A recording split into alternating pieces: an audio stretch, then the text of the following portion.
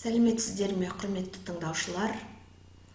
Бүгінгі дәрісіміз Азия-Африка елдерінің жаңа тарихы курсынан болады. Бүгінгі дәрістің тақырыбы 17-19 ғасырлардағы араб әлемі.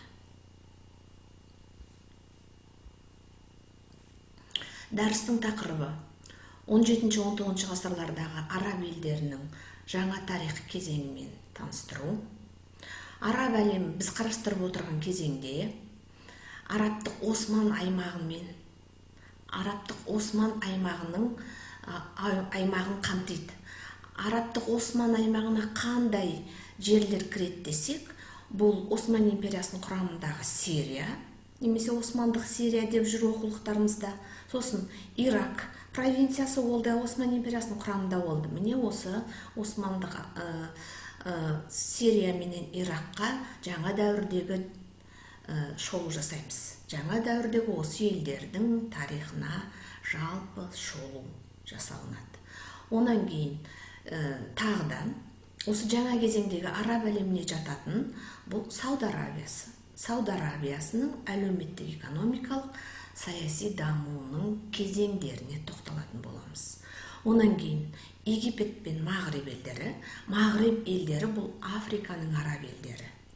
Және Египет ол Мағриб елдеріне жатпайтын болғандықтан біз Египет және Мағриб елдері деп осы кезеңдегі Африканың араб елдерінің даму ерекшеліктеріне тоқталатын боламыз.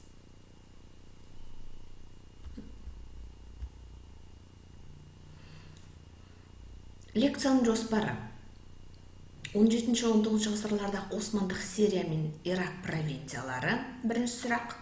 Екінші, 18 және 19 ғасырлардағы Сауд Арабиясының саяси дамуы мәселелер қарастырылатын болады. Онан кейін үшінші, 17 және 19 ғасырлардағы Мағриб елдерінің әлеуметтік экономикалық даму деген осы үш сұрақ қарастырылатын болады.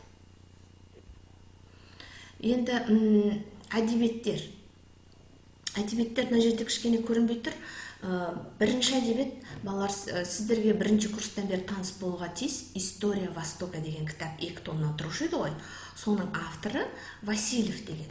Сол Васильевтің История Саудовской Аравии 1745-1975 жылдардағы кезеңді қамтитын осындай кітап бар. История Саудовской Аравии. Жалпы Сауд Арабиясы жөнінде Васильев осы кезеңнің маманы болып саналады. Сондықтан да осы әдебиетке назар аударуларыңызды сұраймын. Онан кейін Першиц деген автордың «Хозяйство и общественно-политический строй Северной Аравии» 19-1 треть 20 века. Міне осыған назар аударыңыздар. Онан кейін все монархии мира, мусульманский Восток 15-20 века деген кітап. Кітапты да ұсынып отырмын. Енді негізгі мынандай түсініктер қазір үлкейтіп қояйын. Бұл терминдер жалпы тақырыпты түсіну үшін негізгі тірек түсініктер болып табылады. Мысалы, араб әлемінің көптеген жерлері бұл Осман империясының жерінде құрамында болды десек, сонда Мери деген термин, Мери бұл арабтық Осман аймағындағы мемлекеттік жерлердің атауы. Есімізге түсірейікші, мысалы Үндістан жерінде мемлекеттік жерлер, жаңағы шартты жерлердің жерлер, белгілі бір әскери қызмет үшін қолданылатын жерлер джагирлар деп атады.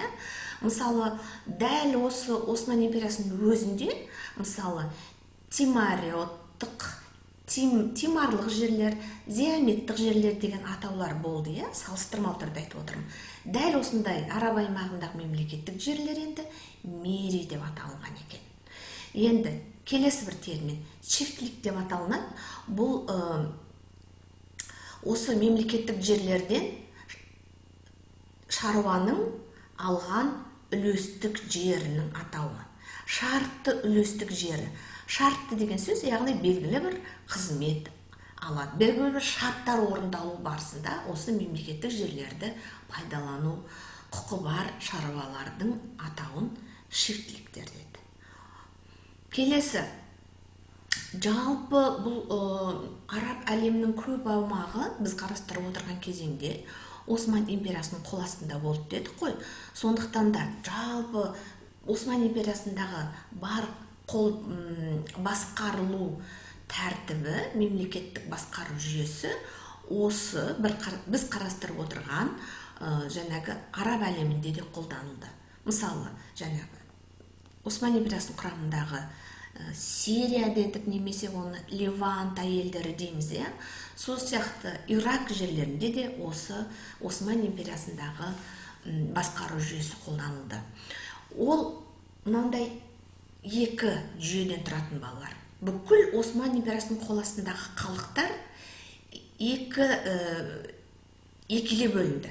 Бұл Осман империясы әскери мемлекеттік жүйе деп айттық қой. Сондықтан да басқаратын халық, яғни империяның қол астындағы жердің бәрін басқаратын халықтар әскери немесе сефия деп аталынды. Сефия. Және сол сефия, калея деген сөз, бұл әкімшілік басқару тетігі қолында ұстап отырған әскери адамдардың жүйесі, яғни әскери әкімшілік жүйе. Сефия калея деп аталынды. Және де бұл мемлекеттерде мұсылмандық дін өкілдерінің үлкен рөл атқарғандығын есептесек, яғни үш жүйе: әскери, әкімшілік және діни басқару. Міне осы үш жүйені қолына ұстап отырылған халық, басқаратын халық. Бұл бүкіл Осман империясының саяси билігінің жүйесі осылай болды. Ал енді империяда басқаратын халықтар, жаңа біз айтқан адамдар, ал басқарылатын халық, солардың қол астындағы халықтарды, басқарылатын халықтарды рая деді. Рая. Яғни оған кімдер жатты? Жер өңдеушілер, жаңағы шаруалар, сауда, қолөнер ісімен айналысатын бүкіл империяның қол астындағы халықтардың барлығы рая деген терминмен суреттелді. Енді Осман империясының қол астындағы провинциялардың басқаратын адамдарды кейде бейліктер. Бей деген сөздің өзі адамның басқаратын шенеуніктің лауазымы. Хаси деген сөз, яғни бүкіл сұлтанның отбасы. Яғни сол сұлтан және оның отбасындағы мүшелерінен тұратын әкімшілік басқару аппаратының адамдардың барлығын бей және оның қол астындағы жерлерді бейліктер деп аталынды. Бұл хаси деген терминмен суреттеп кеткен болатынбыз. Біз оны Осман империясының тақырыбын өткен кезде. Және тағы да қандай жер иеленудің формалары болды деген сұраққа айтамыз. Мүлік. Бұл империядағы жеке меншік жер иелері, жеке меншік жер түрі формасы. Әрине, бұдан басқа және мына басқарылатын халықтағы үшінші категория улама дедік, яғни қоғамда ерекше рөл атқаратын мұсылмандық дін өкілдері, немесе мұсылмандық мешіт медреселердің жерлерін вакфтар деп атады. Онда сіздер сол Осман империясының тарихын өткен кезде білесіздер. Бұл жерге қатысты терминдер. Ал енді келесі осы дін істерін басқару ісі қалай жүрді десек, ол шариғат заңдарымен реттелді. Шариғат заңдары, яғни мұсылмандық құқық жүйесінің мұсылмандық құқық негіздерін біріктіретін заң жүйесін шариғат деп бастайды дедік. Сонымен бірге бұл діни сот, әрине. Ол діни соттың атауы термин шариғат деген, деген жаңағы негізгі түбірі сол шариғат деген сөзден шығады. Шери деген соттар, шариғат соттары. Сонымен бірге урф деген де сот жүйесі болды. Урф, немесе кей оқулықтарда орф деп жүр. Бұл термин дәстүрге негізделген сот жүйесі. Яғни, мысалы қазақ қоғамында адат, әдет заңмен реттелінген дәстүрлі заң жүйесі. Ол мысалы қазақтарда би соты деп айтылады, иә? Сол билер соты сияқты біз қарастырып отырған араб әлеміндегі дәстүрлі заң құқықтармен реттелетін заң жүйесін уруф немесе кейде орф деп жүр. Онан кейін бүкіл араб әлемінің батысы деген термин бар. Араб әлемінің батысын араб тілінде мағриб деген мағынаны білдіреді. Тікелей аударғанда мағриб деген термин бұл нені білдіреді? Күн бататын жер дегенді білдіреді. Место, где заходит солнце. Яғни күннің бататын деген терминді білдіретін мағриб деген араб тіліндегі сөз араб әлемінің батысы. Оған солтүстік Африкадағы елдер жатады. Мысалы, Марокко, Судан, Ливия, Египеттен басқа.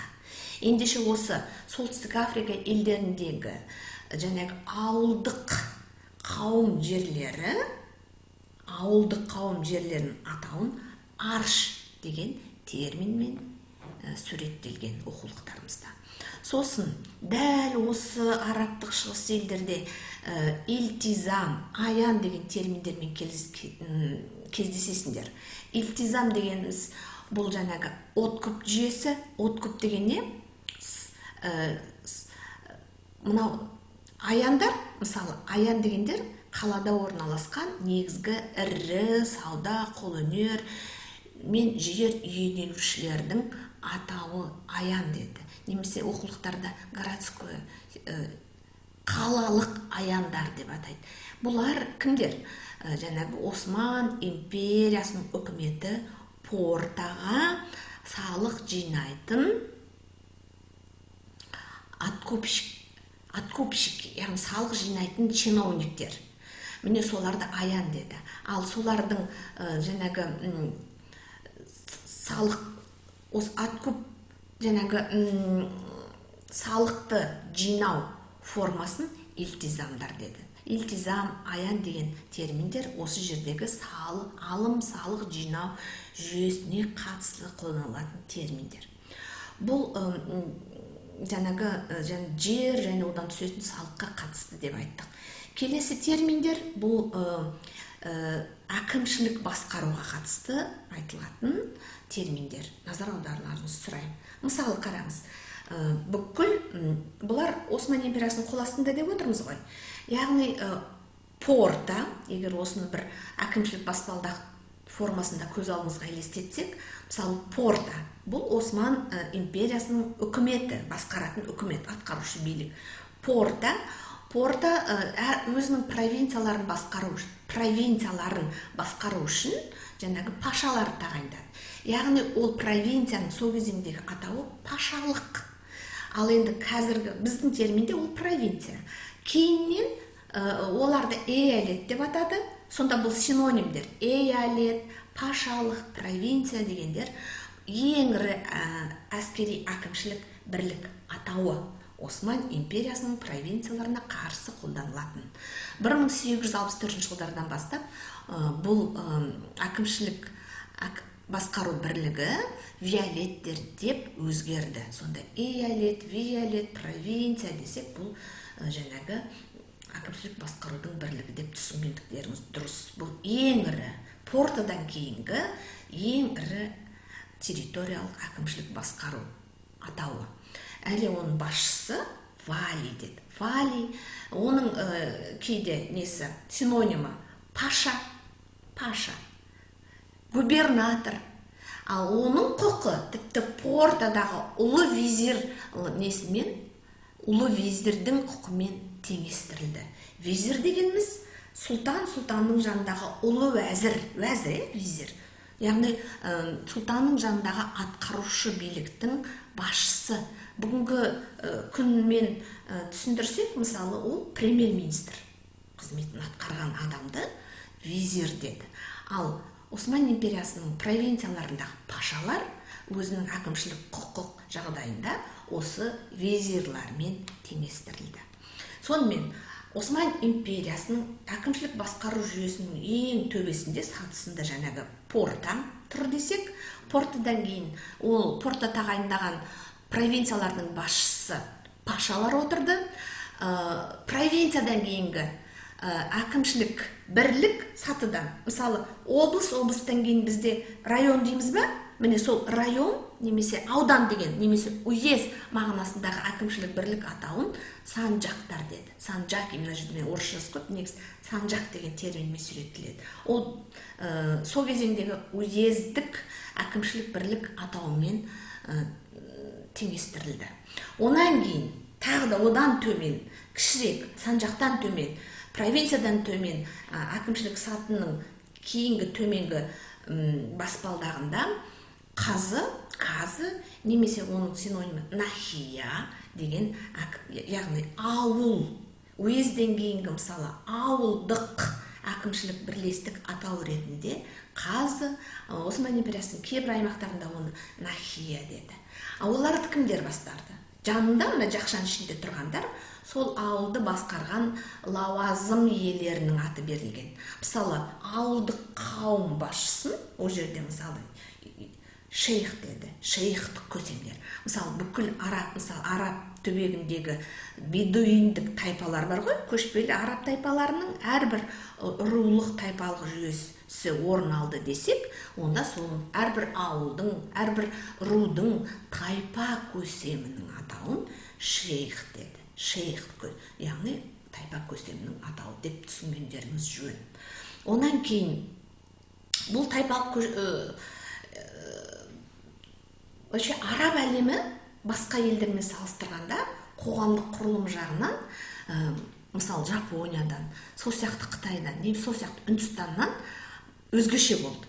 Бұл аймақты алып жатты, қоғамдық құрылысы жөнінде, қоғамдық құрылыс туралы айтатын болсақ, көшпелі тайпалар. Міне осыған дейін сендер көшпелі тайпа деген сөзді кездестірген жоқсыңдар. Мүмкін Ауғанстанда кездестіресіңдер көшпелі тайпалар деген. Ал енді осы араб әлеміне келген кезде оның қоғамдық құрылысының әртүрлі болғандығын және араб тайпаларына қатысты олардың қоғамдық құрылысы рулық тайпалық жүйе болды. Олардың айналысқан шаруашылығы көшпелі тайпалар, көшпелілікпен айналысты деген жаңағы ұғымдарды кездестіресіңдер. Демек, осы араб көшпелі тайпаларының мұрагерлік жерлерінің атауы отжалық деген терминмен суреттеледі. Енді келесі терминді қараңдаршы, неге мен бұл терминдерге ұзақ мән беріп жатырмын? Себебі академиялық оқыған кезде оқулықтарда бұл терминдер сіздердің алдарыңыздан шыға келеді. Сонымен мағриб деген сөз бағана айттым, қайталап айтамын. Бұл батыс, араб әлемінің батысы, машрих, әл-машрих бұл араб әлемінің шығысы деген мағынаны білдіреді. Араб әлемінің шығысы, бұлар Леванта, қазір өтеміз Леванта елдері, яғни араб, мысалы Мекке, Медина егер әлемнің орталығы десек, араб әлемінің орталығы десек, соның шығысы, жаңа Ирак, Сирия, Леванта елдері ол машрих елдері. Ал араб әлемінің батысы, Марокко, Мавритания, Судан, Ливия десек, олар мағриб елдері. Түсіндік па? Міне осындай. Мағриб, машрих бұл тарихи географиялық атауларға мән берулеріңіз керек. Келесі, бұл жерлердегі шаруалар, жаңағы егер отырықшы халықтар, көшпелі тайпалар болды, отырықшы тайпалар болды дедік. Бұл араб әлемінде. Отырықшы тайпалар әрине жер өңдеумен айналысатын жерлерде. Мысалы, егер мағриб елдерінде оларды марабуттар дейді, ауылдық марабуттар, көшпелі тайпалардың атауы. Мысалы, егер Хиджаз түбегінде олар бедуиндер, ал мағриб елдерінде ауылдық марабуттар дейді. Ал егер ол Египет болса, Египеттегі жер өңдеуші шаруа филлахтар. Ал енді сонымен қатар шериф дегенде сол жерлердегі жергілікті халыққа қатысты атаулар. Шейхпен шатыстырмаңыздар. Шериф жергілікті тайпаларының әлеуметтік атаулары. Сосын райс деген терминде кезігеді. Мысалы, Ливия елдеріне қатысты райс дегеніміз бұл теңізге жақын орналасқан Ливия, Триполи елдеріндегі пираттық істермен айналысатын тайпалар, халықтарын кейде райс деген терминмен суреттейді. Халық демейін, енді пираттық іспен айналысатын халықтың әлеуметтік тобы дейік. Әлеуметтік тобы райс деген терминмен суретіледі. Бұл балалар жаңағы жер халықтың атауларына қатысты, жер өңдеуге қатысты, жалпы кәсібіне қатысты қолданылған, халықтың осы күнкөрісіне байланысты қолданылған әлеуметтік категориялар. Ал енді саяси құрылымы жағынан бұл мемлекеттердің барлығы теократиялық монархия. Теократия дегеніміз бұл діннің үстемдігі орын алған монархиялық мемлекеттер. Дін ислам діні. Ислам дінінің әртүрлі бағыттары. Мысалы, толып жатқан мемлекеттер, мысалы, алайықшы нені, жаңағы Новая история страны Азии Африканың 3-ші бөлімінде арабские страны Азии дегенді алып қарап қалсаңыз, бүйтіп жазылып тұр. Осман империясының құрамындағы Ирак, Сауд Аравиясы, Кувейт, Бахрейн, Катар, Оман, Йемен деген атаулардың барлығы бұл нені білдіреді? Немесе Африканың араб елдері, Египет, Судан, Ливия, Алжир, Тунис, Марокко, Мавритания, міне осы елдердің барлығы бұл осы жерлердегі әртүрлі атаулармен суреттеледі. Мысалы, имамат, шерифат, султанат, эмират.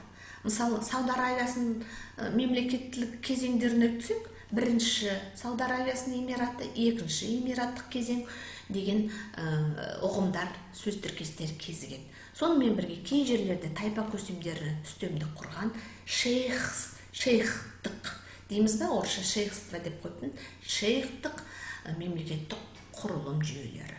Бұның бәрі бір ұғыммен суреттеледі балалар. Потестарлық құрылымдар. Яғни рулық, тайпалық бірлік жүйелер сақталынған қоғамдарды оқулықтарда потестарное образование дейді, структура, яғни потестарлық. Мысалы, тіпті қазақ қоғамының өзін біз потестарлық қоғамдар деп суреттейміз. Сонан кейін бұл жерлерде енді дінге қатысты қандай терминдер? Сопылық бауырластықтар, софийский братство дейді. Яғни, егер бұл қоғамдарда ислам дінінің үстемдігі басым болса, ендеше қандай құрылымдар, бірлестіктер өмір сүрді?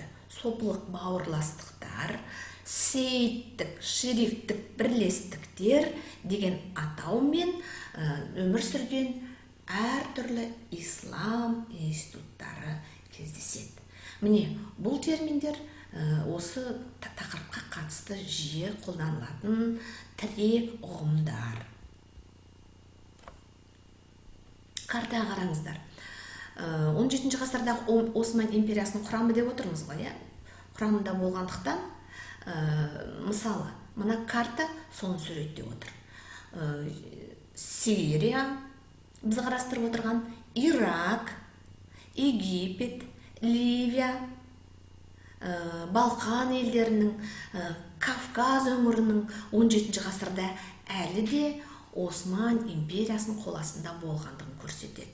Яғни мен жасыл сурет Осман империясының қол астындағы біз қарастырып отырған елдердің картасы. Мына картаға да назар аударыңыздар. Бұл жерде жаңағы Арабия түбегі, бұл жерде өмір сүрген мемлекеттер атаулары беріліп отыр. Мысалы, Недж, Хиджаз деп айтамыз. Сол мемлекеттердің араб түбегінің картасы бұл жерде неғұрлым жақсы берілген екен. Сауд Аравиясы туралы қазір айтамыз.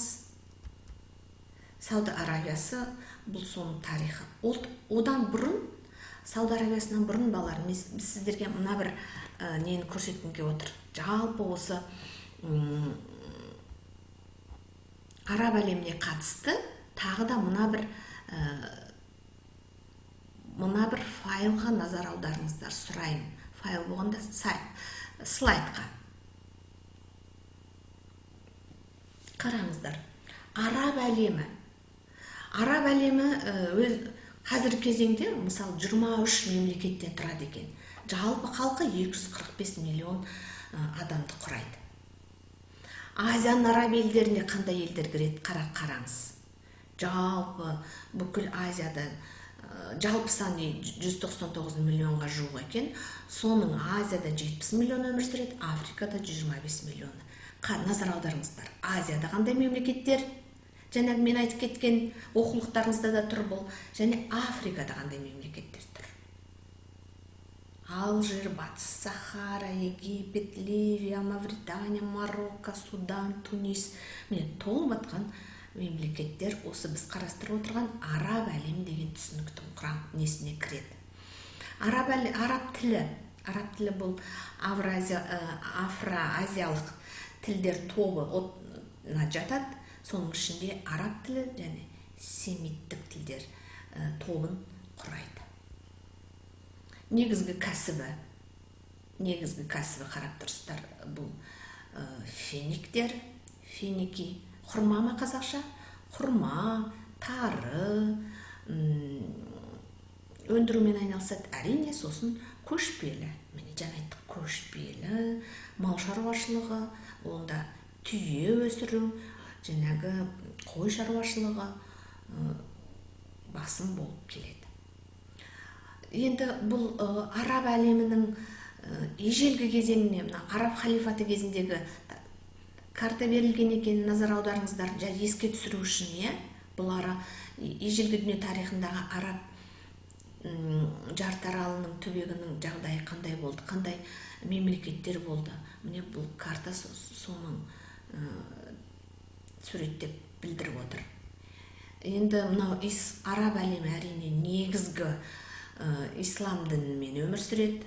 Исламдық, бағана айттық, теократиялық монархиялар көпшілігінде негізгісі әрине бұл ислам постулаттары. Оның ішінде исламның 6 постулаты мына жерде берілген. Оны енді дін тануы деген сабақтарда оқитын шығарсыздар. Әрине, онан басқа мұсылмандардың, ислам дінін ұстанатындардың 5 парызы берілген мына жерде. Оны мен де ойлаймын, сіздер білесіздер деп оны. Мына слайдқа назар аударыңыздар. Ислам мазхаб деген түсінік бар. Мазхаб, исламның 5 негізі мазхаб дегеніміз бұл исламдағы шариаттық құқық, бағана айттық қой, мұсылман құқықтық мектептерінің атауы мазхаб деп аталынады. Мазхабтар өз кезегінде 2-ге бөлінеді: сунниттер және шииттер. Мысалы, өткенде өттік қой, шииттік ислам деп. Ал сунниттер өз кезегінде, сунниттердің өз ішінде мынандай мазхабтар бар. Мысалы, ханафит мазхабы, ханафит, маликит, ханбалит, шафиит деген мазхабтар бар.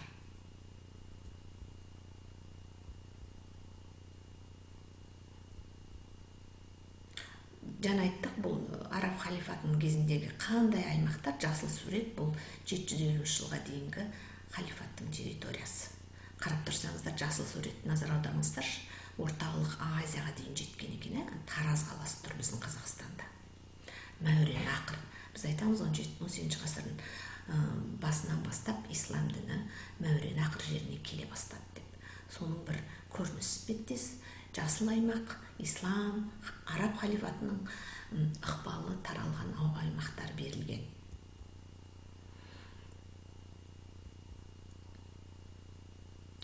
Ал енді жаңа дәуір, орта ғасыр кезеңі мына жер.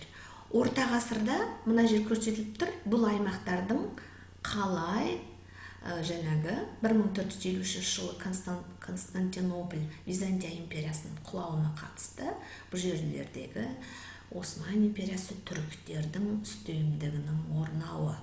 Және де біз қарастырып отырған аймақ, Мағриб елдері, Машриқ аймағының барлығының жаңағы Осман империясының қол астына өткендігі көрініп тұр. Сары суретті көріп, сары, мысалы, Сирия біз өтетін бүгінгі Осман империясының Сирия провинциясы, Осман империясының мына жерде бөлініп көрсетілген екен Ирак, Бағдат деп тұр, Бағдат деген провинциясы Осман империясының.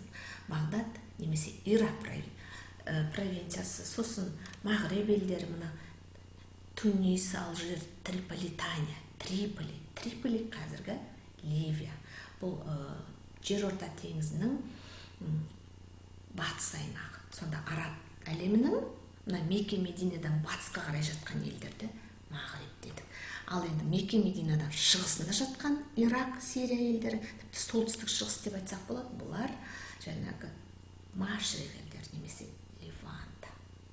Осман империясы берілген мына жерде. Бұл 16-17 ғасырлардағы Осман империясы.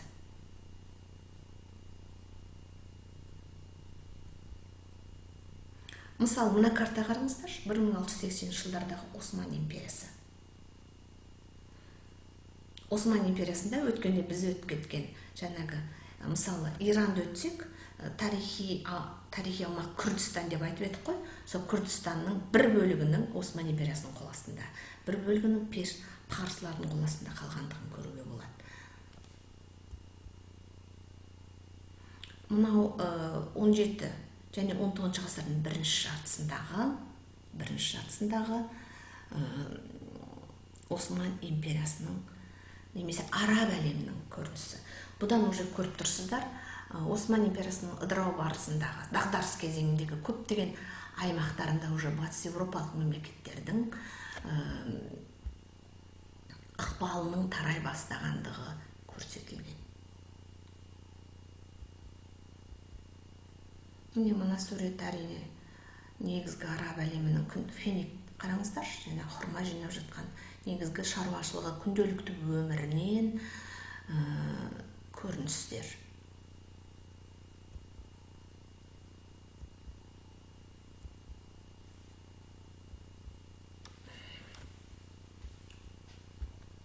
Енді негізгі слайдымызға оралайық, сонымен біраз шолуымызды қорытуға кірісеміз қазір. Остановить.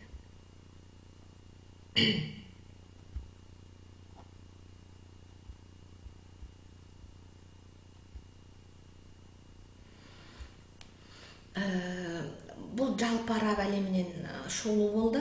Енді соның ішінде Сауд Арабиясы туралы айтқым келіп тұр.